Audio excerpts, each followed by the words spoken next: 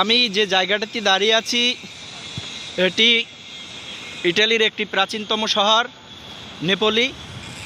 Napoli centre থেকে 3 kilometre দূরে। আপনি নেপোলি স্টেশন থেকে ইচ্ছে করলে পায়ে হেঁটে আসলে 20 মিনিট এর পথ। আর যদি আপনি মেট্রোতে আসেন তাহলে সর্বোচ্চ 2-3 মিনিটের পথ। আপনাদের আমি যে বিল্ডিংটি দেখাচ্ছি এটি 1630 সালে নেপোলির রাজা লিওনেন এই বাড়িটি তৈরি করেন। উপরে একটি ঘড়ি দেখা যাচ্ছে, ঘড়িটি রোমান ঘড়ি। এখানে অটোমেটিক 1600 সাল থেকে আজ পর্যন্ত টাইমটা অটোমেটিক সেটিং করা আছে, উপরে ঘন্টা আছে।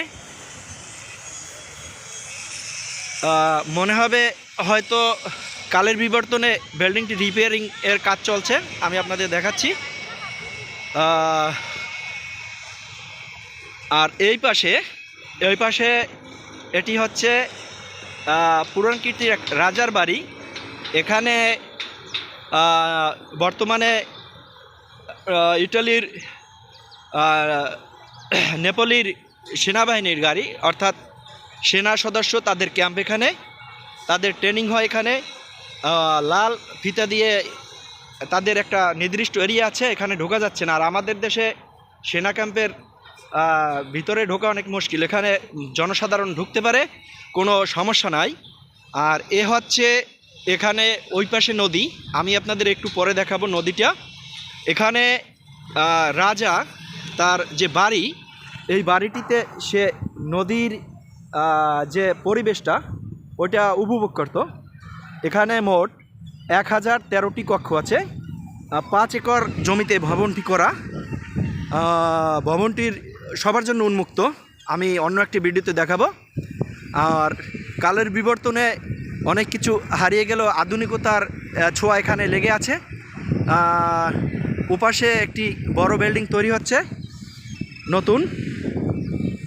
আর এই যে সেনাবাহিনী, ওনারা ব্যায়াম করছে বা তাদের যে কার্যকলাপ, যে ট্রেনিং তারা চালাচ্ছে।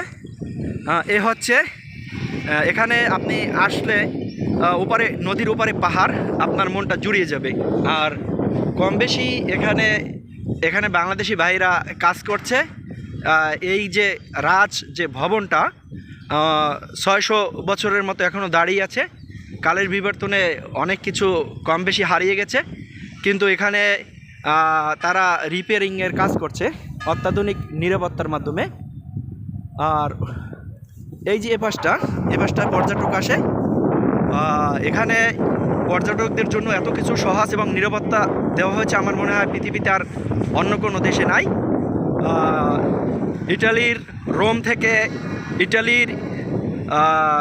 রোম থেকে এখানে দূরত্ব 350 কিলোমিটারের মতো।